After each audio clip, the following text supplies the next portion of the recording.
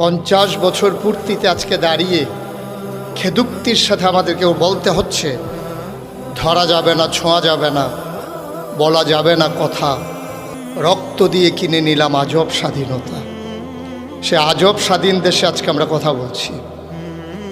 আজকে এখানে যে দেশের সর্বোচ্চ পর্যায় থেকে ঘোষণা করা হচ্ছে দুর্ভিক্ষ আসছে, দুর্ভিক্ষ আসছে, যেটা অনেক আগেই কবি ফররুখ বলেছিলেন। এখানে এখন রাত্রি এসেছে নেমে, তবু দেখা যায় দূরে, বহু দূরে হেরার রাজতোরণ।